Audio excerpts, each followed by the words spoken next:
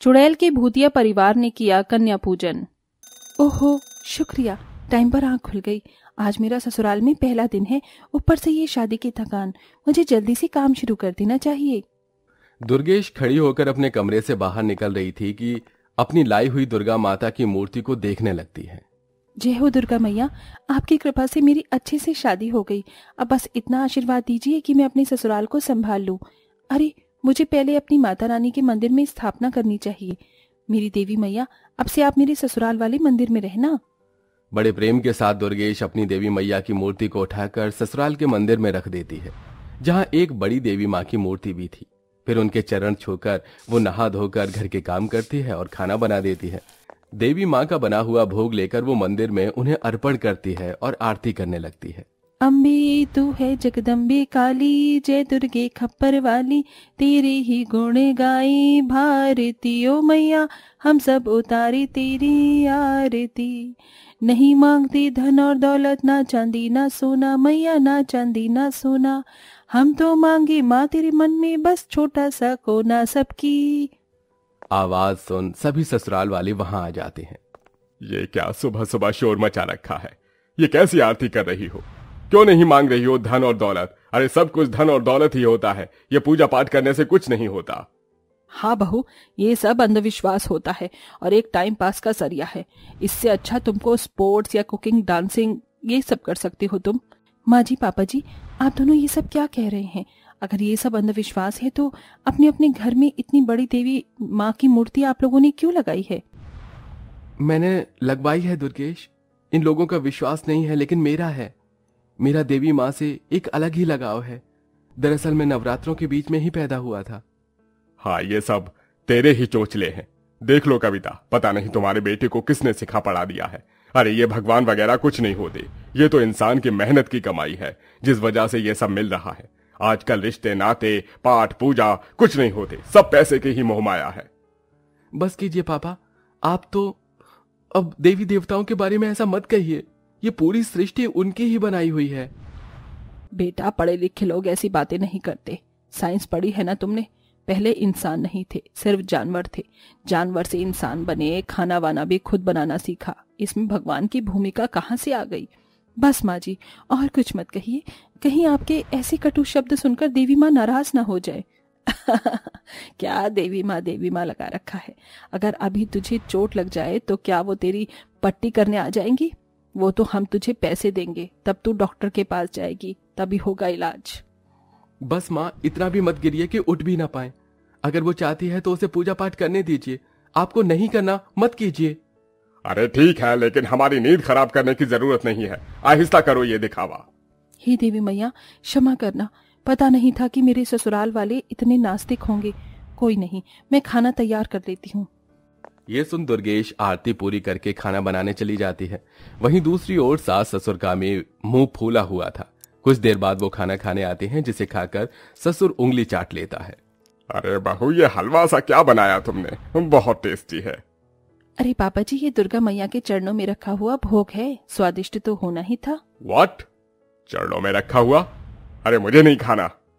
घर में पंकज दुर्गा माँ को अपशब्द बोलकर वहां से मीटिंग में चला जाता है और कविता भी खाना छोड़कर रूम में चली जाती है। दुर्गेश को यह बात बहुत अजीब लगती है।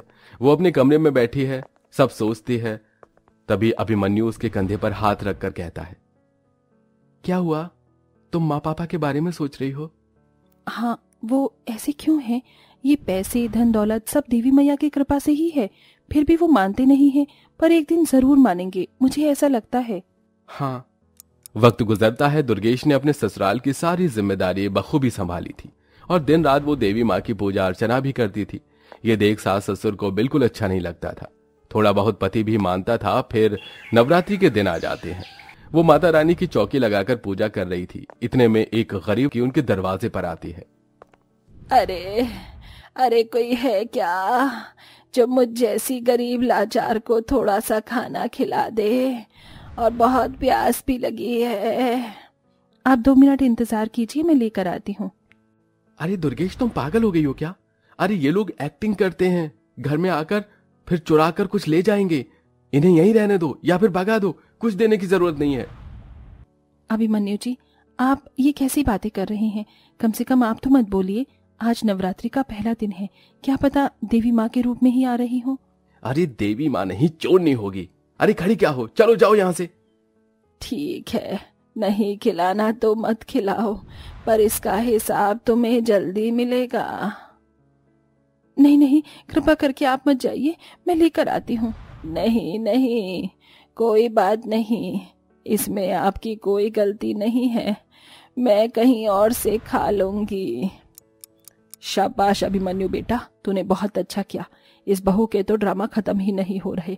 जब से आई है बस हाथ में घंटी और आरती की थाली लेकर घूमती रहती है। अरे वही तो, जब देखो दुर्गा माँ करती रहेगी। अरे क्या है तेरी दुर्गा माँ में? कोई नवरात्रि की पूजा वगैरह नहीं करनी। बस बहुत हो गया, आप मेरे सामने मेरी माता रानी का इस तरह अपमान नहीं कर सकते। देखना, आपको इसकी सजा जरूर मिलेगी। तेरी ये हिम्मत तो हमसे जुबान लड़ाए। आज तेरा काम तमाम कर ही देते हैं, फिर देखते हैं तेरी देवी मैया आएंगी या नहीं। दोनों सास ससुर दुर्गेश का हाथ खींच उसे रसोई में बंद करते हैं। खींचातानी में गैस का पाइप निकल जाता है और उसे बंद करके बाहर चले जाते हैं। कविता जैसे ही एसी चलाने के लिए बटन ऑन करती है तो घर में धमाका हो जाता है, जिसमें सब जलकर मर जाते हैं।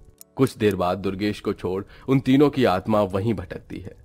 ये क्या, हम तो एक पल में मरकर भूत और चुड़ैल बन गए, लेकिन बहू कहाँ गई? हाँ, पर मनहूस कहाँ चली गई?